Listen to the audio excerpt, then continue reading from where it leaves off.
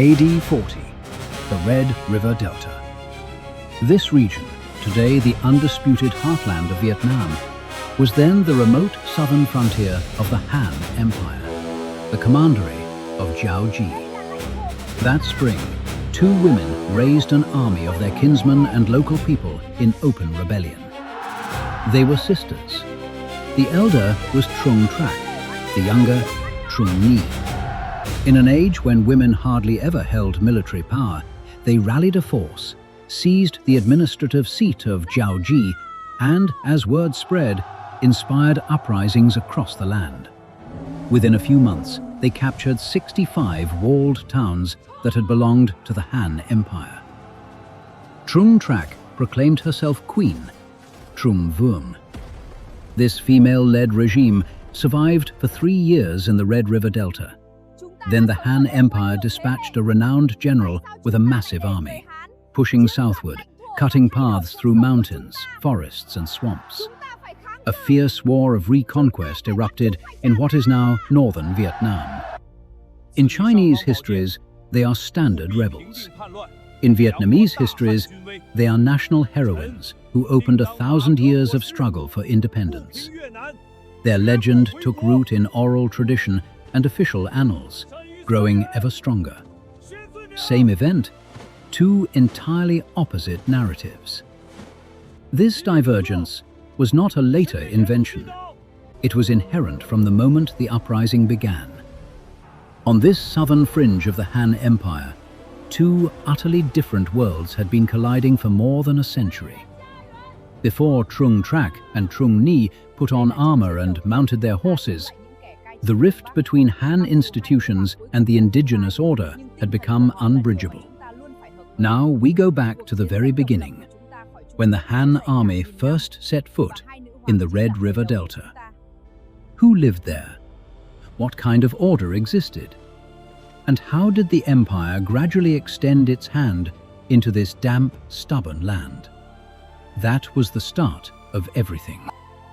In 111 BC, the Han army made a decisive push southward. It crushed Nanyue, a kingdom carved out of Lingnan by the Qin general Zhao Tuo, and extended the imperial frontier to the tropical coast. In what is now northern and central Vietnam, the Han established 3 new commanderies: Jiao Ji, Jiuzhen, and Renan. The seat of Jiao Ji lay in the heart of the Red River Delta, northwest of present-day Hanoi. But that was only on paper.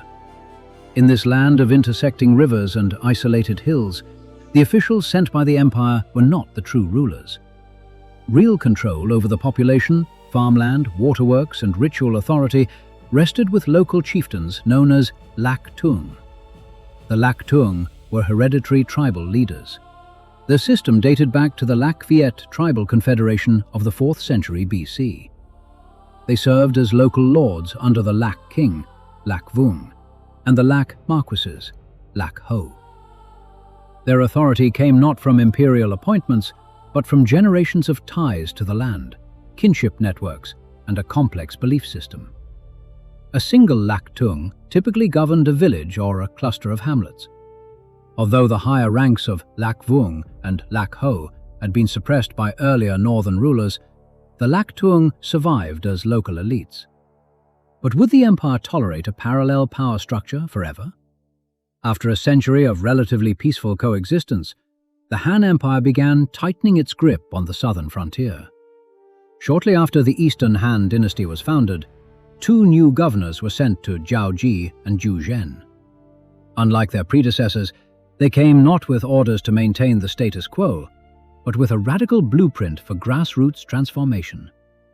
They introduced a series of policies later praised in Chinese historiography as civilizing measures, teaching the local people to use iron tools and ox-drawn plows in place of traditional farming methods, standardizing wedding and funeral rites to replace local customs with the marriage institutions of the Central Plains, and opening schools to instruct the sons of Lac Tuong in Chinese characters and the Confucian classics. When Chinese chroniclers recorded this period, they used the language of civilizers bringing light to backward regions, of an advanced culture enlightening a primitive land. but the promotion of iron tools and ox plows meant that land had to be remeasured, and that fields previously allocated by Lak Tung families according to customary law had to be registered in government ledgers.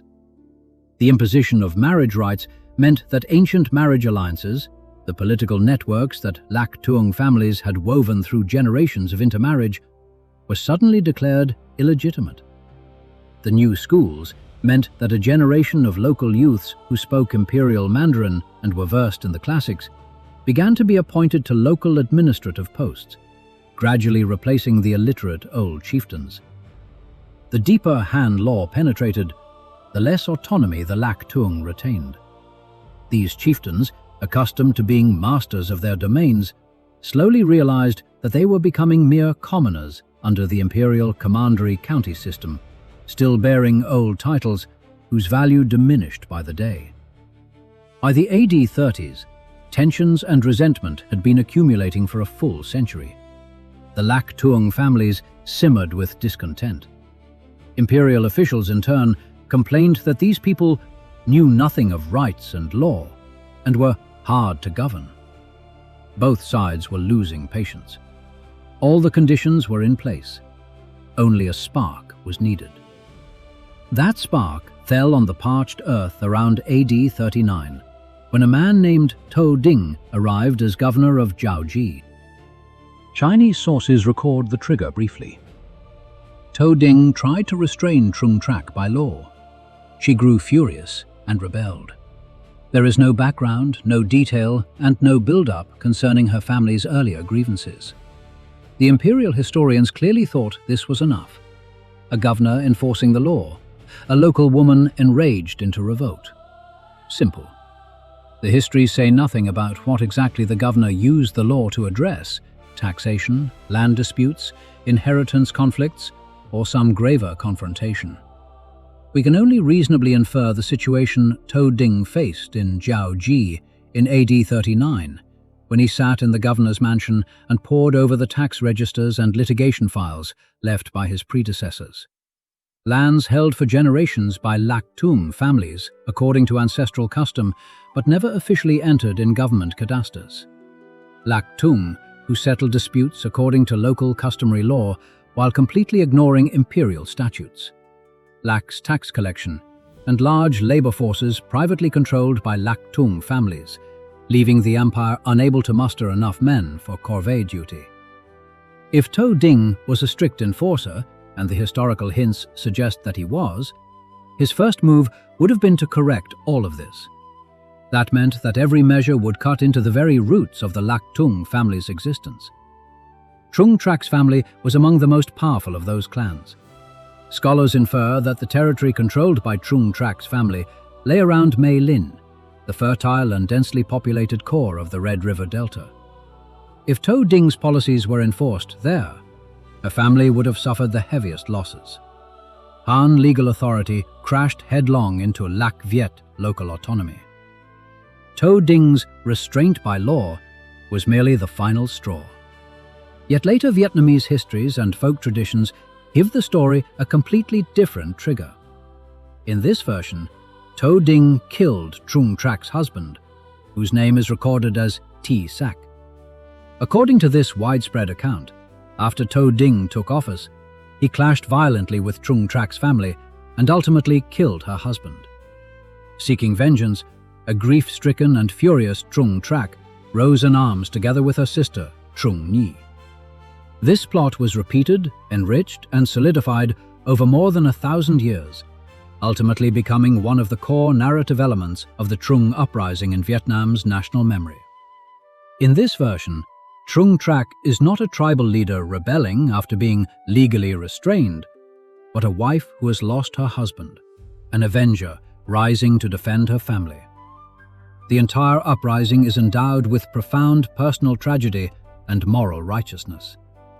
Regardless of whether the immediate spark was To Ding's law or her husband's blood, something else that happened after the uprising began reveals the war's true nature even more clearly.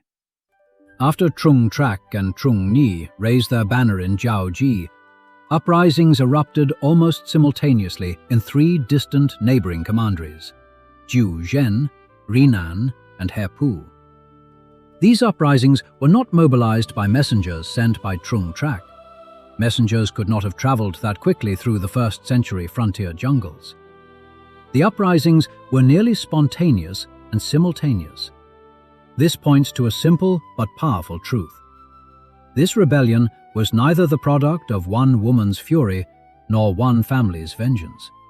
It was a manifestation of long-standing regional political resistance. Tou Ding may have lit the fuse, but the gunpowder had accumulated bit by bit over more than a century of friction between the Lactung families and the Han Empire. Trưng Trắc and Trưng Nhi came from one of the most prominent Lactung families. Their father held extensive domains in the Red River Delta. Trưng Trắc was no ordinary girl. Chinese histories later used a rare expression to describe her: exceptionally brave and fierce. In an era when women were usually hidden in the depths of historical records, a woman whom official historiographers described as possessing heroic valor must have been extraordinary. She could ride, draw a bow, and mold scattered families into a fighting force. Her sister, Trưng Nhi, was her deputy, and the two coordinated seamlessly in battle. Later Vietnamese folk paintings often depict them as sister generals galloping side by side, one bearing a banner and the other brandishing a sword. In the second month of AD 40, the uprising formally erupted. Trưng Trắc and Trưng Nhi led their families' armed forces against the commandery seat of Jiaoji. The garrison was not large. Han troop deployments on the southern frontier were never very strong. When a Lactung family turned out in full force and descended upon the city with hundreds or even thousands of well-armed retainers, officials accustomed to handling taxes and paperwork had no capacity to resist. The city fell. The capture of the commandery seat was a signal. The response came faster than anyone anticipated, as Lactung leaders rose one after another. They opened their granaries, armed their retainers, killed local Han clerks, and seized county seats and military outposts. The uprising spread like wildfire with staggering speed. Trưng Trắc did not even need to send troops to attack every town. Many opened their gates and surrendered voluntarily because the local soldiers manning the walls were themselves sons of Lactung families. The Book of Later Han records that altogether they seized 65 cities. These cities were mostly county seats, forts, military posts, and walled administrative centers. They were small, and some may have consisted of only a few hundred households enclosed by rammed earth walls, together with a government office. But the number 65 is staggering. It meant that, within a very short time, the rebel forces controlled a vast swath of territory, from the heart of the Red River Delta to the coastal plains, and from the northern hills to the southern river valleys. The Han grassroots administrative network in Jiaoji, Jiuzhen, and Rinan was almost entirely uprooted. Then Trưng Trắc made a decision. She would declare herself queen. In the Han imperial order, there was only one emperor residing in Luoyang. Anyone claiming kingship could have only one of two identities: a feudal prince formerly enfeoffed by the empire, or a rebel who had to be annihilated. Trưng Trắc could not have been unaware of what proclaiming herself queen meant. She was not a member of the Han imperial clan. She had no edict of enfeoffment from Luoyang, and she was the female head of a local Lactung family. But she did it anyway. She formally established herself as queen at Mei Lin. After establishing her capital at Mei Lin, Trưng Trắc began to lay the foundations of a state. She appointed officials, reorganized the army, restored local order, and collected taxes to sustain the government. We do not know exactly what institutions this regime maintained. Historical sources are almost silent on the subject. But the fact that a government could hold out for 3 years during wartime means that it was no makeshift tent pitched by an undisciplined mob. It must have possessed at least enough administrative capacity to allocate provisions, recruit soldiers, and adjudicate disputes. The Lak Tuong leaders, who had governed local villages for generations, now became generals and officials under the Queen. From AD 40 to 43, the Red River Delta was home to an indigenous regime that had broken free of Han control. 3 years is not long. In the vast sweep of Chinese history, it is a negligible interlude. But within the narrative arc of Vietnamese history, these 3 years mean something entirely different. They represented the first spark of the nation's 1,000-year struggle for independence. In the centuries to come, whenever this land rose again against northern rule, people would trace the struggle back to that spring of AD 40 and to the two sisters who put on armor and mounted their horses. Emperor Guangwu's response surprised many. He did not immediately order his troops to advance. This founding emperor, known for his prudence, had lived through countless wars and knew all too well the cost of hasty military action. He spent nearly a full year preparing. He ordered roads to be built along the southern coast to secure the transport of supplies when the main army advanced. He gathered craftsmen to construct ships and carts, and he stockpiled military grain near Jiaozhou. This was an empire-wide military mobilization. Every step took time, and every step was indispensable. Guangwu's aim was clear. He wanted not a hastily assembled border punitive force, but a meticulously planned expedition that could not be allowed to fail. By AD 41, preparations were complete. Emperor Guangwu issued an edict appointing the celebrated general Ma Yuan as wave-subduing general, and placing him in command of the southern expedition against the Trưng Sisters. A general of towered ships was also appointed to lead a combined naval and land offensive. Ma Yuan was one of Guangwu's most trusted commanders, a veteran of countless campaigns who had finished quelling the Chang rebellion in the west only a few years earlier. He was now in his early 50s, a senior general in his prime. Ma Yuan did not take the most direct overland route. On a map, it may have looked like a straight line, but the route led through endless mountains and tropical rainforests. The terrain was nearly impassable for the army's baggage trains and would have taken them deep inland, far from maritime supply lines. He chose a smarter path that depended on the empire's sea power, an advance along the coast.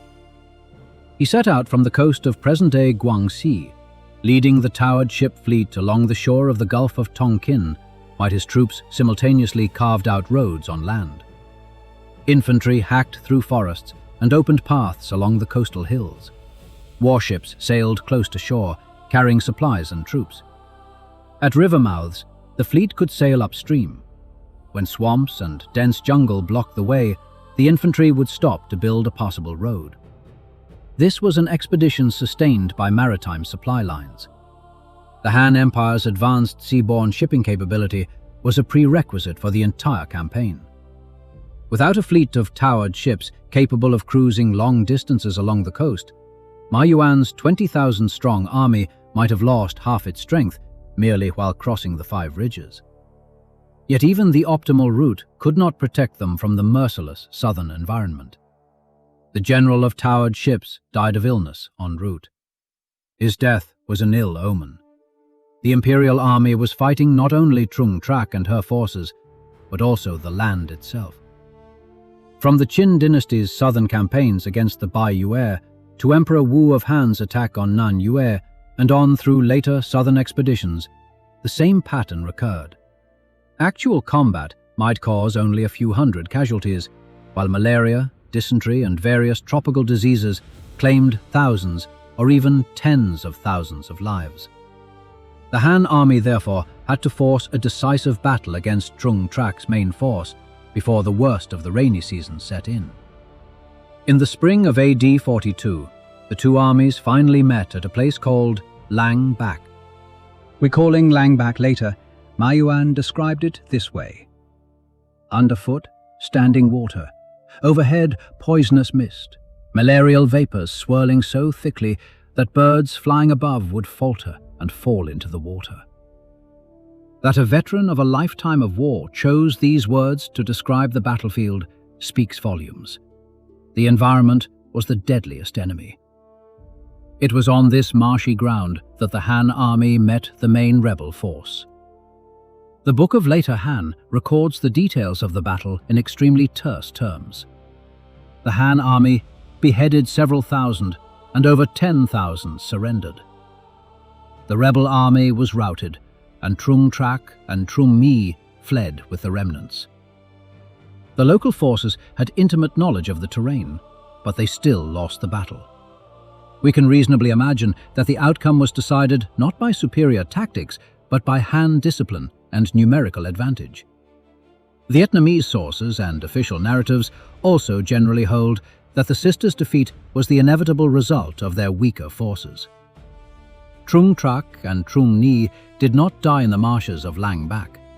They cut a bloody path out of the rout and retreated with a handful of remaining bodyguards to a remote mountainous area, hoping that Ma Yuan's pursuers would be stopped by the malarial vapors, monsoon rains, and jungle. Ma Yuan did not stop. He led his troops into the mountains, searching for traces of the rebel army among dense forests and waterways, fighting and defeating them again and again. At last, Han soldiers closed in on the sisters' hideout. But the ending is shrouded in ambiguity. Even Chinese sources contradict one another.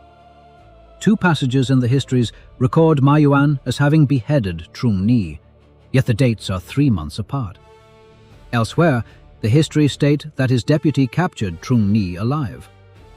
If a deputy captured her alive, how could Ma Yuan have beheaded her? Later Chinese scholars have speculated that the deputy may have captured Trưng and sent her to Ma Yuan's camp, where the commander ordered her execution. In Vietnamese folk tradition and later historical works, however, the story has a completely different ending. Trưng Trắc and Trưng were neither captured nor beheaded. When Han troops broke through the final defensive position, the sisters retreated to Hat Mon, on a tributary of the Red River. Unwilling to fall into enemy hands, they threw themselves into the river. This account of their suicide by drowning is not recorded at all in Chinese sources. It developed gradually over more than 1,000 years through Vietnam's oral tradition, folk religion, and historical writing. In legend, the waters of Hat Mon were imbued with sacred meaning. Later generations built temples there and worshipped the Trưng sisters as deities. To this day, the sisters are still venerated in Vietnamese temples and festivals as water goddesses and national guardian spirits. In truth, we need not judge which version is more real, because the core historical fact is remarkably consistent. The Trưng sisters died in AD 43 while being pursued by the Han army, a fact acknowledged by all the records. The deaths of the Trưng sisters did not mark the end of the war. In Zhujian, remnants of the rebel army continued to resist into late AD 43, possibly even into AD 44. From the outbreak of the rebellion to the final pacification, the war lasted a full 4 years. After the war, Ma Yuan ordered the forced relocation of more than 300 Lac Tuong leaders to the Chinese heartland. The Lac Tuong families left behind still retained their populations and lands. But with their leaders gone, local society's organizational capacity was weakened. Ma Yuan then began an administrative reorganization, subdividing administrative units, increasing the number of officials, building new walled towns, and digging irrigation canals. Then came the deepest transformation: legal integration. The Book of Later Han records that Ma Yuan compared local laws with Han law, item by item. Wherever conflicts existed, Han statutes were uniformly enforced. Henceforth, the Lac Viet people would abide by the rules laid down by General Ma. This was not a suggestion or a negotiation. It was a wholesale institutional replacement. Using his authority as the victor, Ma Yuan completely overturned the indigenous traditions of governance and the existing power structure. Having completed these tasks, Ma Yuan returned to the capital with his army. The Red River Delta was once again on the imperial map of commanderies and counties. But the story of Trưng Trắc and Trưng Nhi did not end there. It was only beginning to grow. In histories written at the imperial center, the Trưng sisters were assigned to a clear category. The Book of Later Han placed them in the biographies concerning the Southern barbarians, alongside accounts of various uprisings by non-Han peoples. In the empire's taxonomy, they were destroyers of order, objects to be exterminated.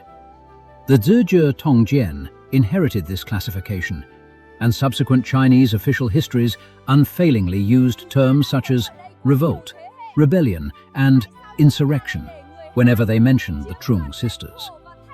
Within the empire's historical framework, the definition assigned to them allowed no ambiguity. They were traitors, nothing more. Interestingly, however, shifts began to appear in the 20th century. Within the framework of class analysis, the Chinese Communist Party reinterpreted the Trưng sisters' revolt as a people's uprising against feudal oppression, the peasant class resisting landlord rule. The sisters were plucked from the ranks of rebels and placed among uprising leaders. By the 1980s, as Sino-Vietnamese relations deteriorated, some Chinese scholars reversed course, re-emphasizing the movement as a local aristocratic rebellion in an effort to strip it of legitimacy. Then, in the 2000s, a new generation of scholars examined the war from the perspectives of institutional and social history. They were no longer fixated on whether the sisters were good or bad, but instead focused on the structural conflict between the commandery county system and the Lac Tuong system, and between Han law and non-Han law. In Vietnam, the sisters' status has only risen. In the 14th century, histories compiled under the Trưng Dynasty formally incorporated the Trưng sisters into the national historical sequence. By the 15th century, the Le Dynasty historian No Si Lien had compiled the Dai Viet Sơ Ki Tuan Tu, which included a section entitled Annals of the Trưng Queen, and recorded Trưng Trac's reign in the format of imperial annals. In the 19th century, the Nguyen dynasty's official Cam Định Viet Su Tong Zam Quang Muk continued this highly laudatory treatment. After Vietnam gained independence in 1945, the Trưng sisters rose to unprecedented prominence. They were integrated into the grand narrative of the national liberation struggle, becoming the first banner of anti-colonialism, resistance to invasion, and national independence. They were regarded not only as national heroines, but also as symbols of women's emancipation. Within revolutionary historiography, a woman leading a national resistance against foreign domination possesses a double legitimacy: nationalism and feminism. Today, Hanoi has a district called Hai Bà Trưng and a majestic temple dedicated to the sisters, and Vietnam observes a national day of commemoration in their honor. For many Vietnamese students, the Trưng sisters are among the first historical figures they encounter in school textbooks. They are the starting point of the Vietnamese national narrative, the inescapable first page. Ancient Vietnamese historians once wrote, Trưng Trắc and Trưng Nhi were mere women, yet at a single call from them, more than 60 cities in Dieu Dien, Renan, Heppu, and beyond the mountain ranges all rose in response. Their armies shook the Han Dynasty. Are those men who merely bowed their heads and folded their hands, becoming subjects and slaves of the Northerners, not ashamed?